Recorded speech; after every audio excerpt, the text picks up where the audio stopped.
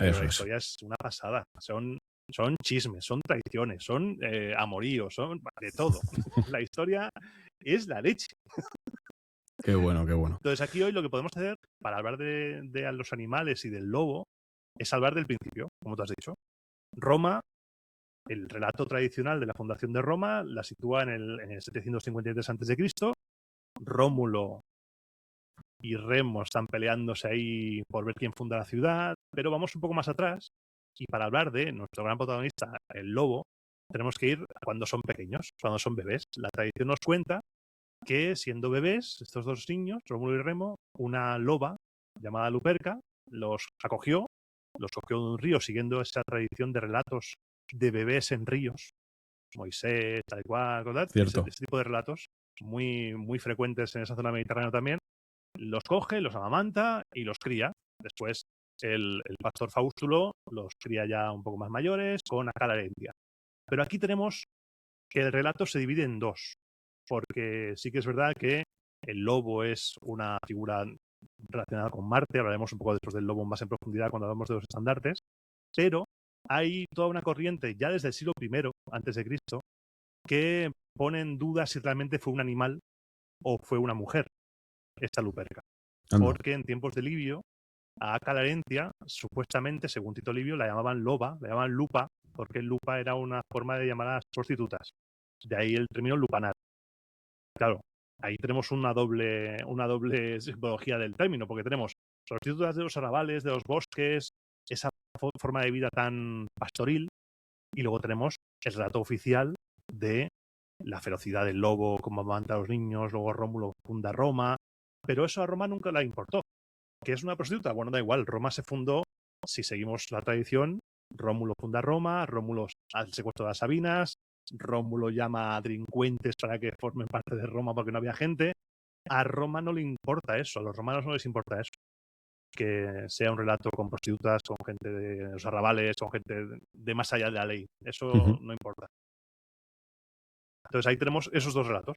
Por un lado, la loba que existió según el mito y los bebés, y por otro lado que los bebés no existieron. Los bebés no es, es un mito completamente Ya. inventado.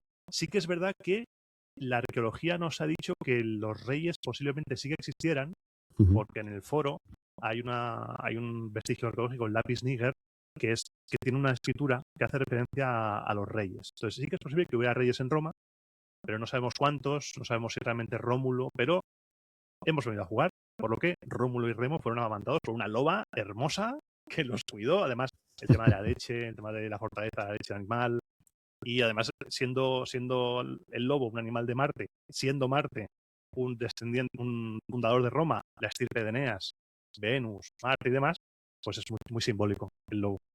Qué bueno.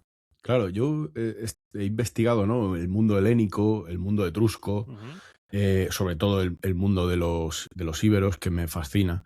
Y como está tan presente la figura del lobo para ese mito fundacional, para crear esos estamentos sociales, políticos, de alguna manera el rito que hace el mito, ¿no? Ese establecimiento de la ciudad, por ejemplo, Itíraca, ¿no? La zona de Úbeda la Vieja, todo lo que es Andalucía, todo el Levante, todo Cataluña. Está muy presente la iconografía zoomorfa, ¿no? Pero sobre todo el lobo. Entonces, yo sí que veo muy, muy reflejado ese paganismo, esa figura originaria del lobo de poder en la guerra también, que luego hablaremos de ello, esa plasmación del lobo en la guerra, ¿no? Como poder, que yo creo que viene muy heredado de ese paganismo indoeuropeo, ¿no? Los romanos también lo Sí, asimilaron. claro, los romanos vivían, hay que tener en cuenta que la mentalidad romana arcaica es una mentalidad, un romano que vive dentro de la naturaleza.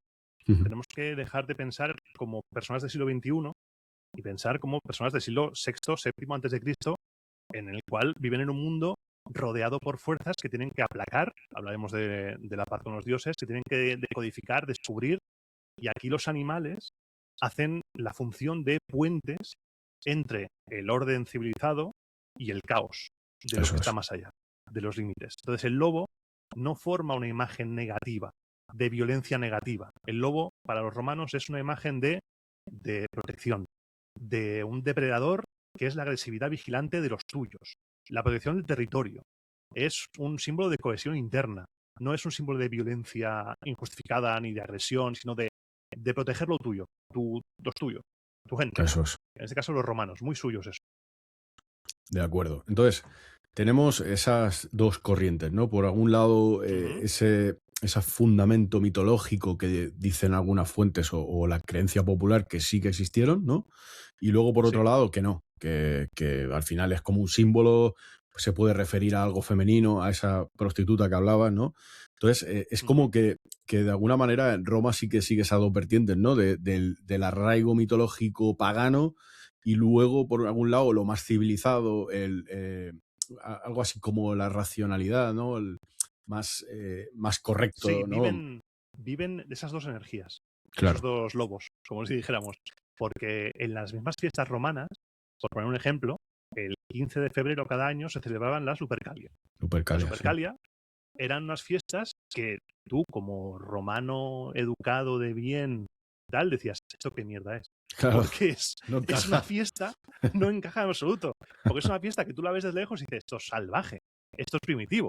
O sea, el rito de la Lupercalia comenzaba con el sacrificio de cabras machos.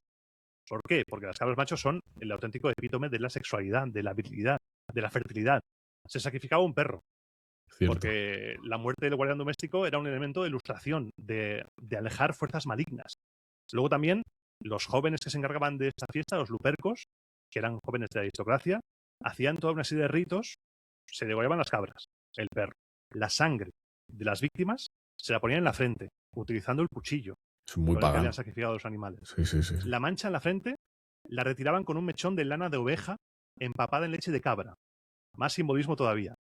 Y después salían corriendo semidesnudos con unas tiras de cuero de piel para azotar a las mujeres con tal de fomentar la fertilidad. O sea, Cierto. es una fiesta que tú la ves de lejos y dices, ¿qué hostias estáis haciendo? Pero que se mete dentro de esa primera Roma que los romanos del siglo I ya ni entendían. Ni muchas veces sabían de dónde venían sus fiestas, porque cuando nos acercamos a libros que te hablen de estas cosas, como por ejemplo las Metamorfosis de Ovidio, el mismo Ovidio a veces dice que esto ni se sabe de dónde viene, pero es así, y es esa fiesta, y les encanta, y es ese paganismo en el cual se abrazan, incluso esta fiesta de la Supercalia, hasta el siglo V. Hay una pelea ahí con el Papa Gelasio, porque el Senado romano protestaba por la abolición de esta fiesta. Pensaban que si no se hacía la Lupercalia podía caer la peste, podía caer la enfermedad sobre la ciudad, lo que demuestra que todavía en siglo V se creía en la purificación a través de esta fiesta, a través de la sangre y del lobo. Qué bueno, qué es muy bueno. importante. O sea, ese arraigo de poder que incluso ya tardíamente seguía vigente. Ya en tiempos cristianos. Sí. Claro. Chocando totalmente con los ritos cristianos, con las misas o esas figuras de poder que nada tienen que ver con el bestiario y demás, ¿no? Qué bueno. Exacto.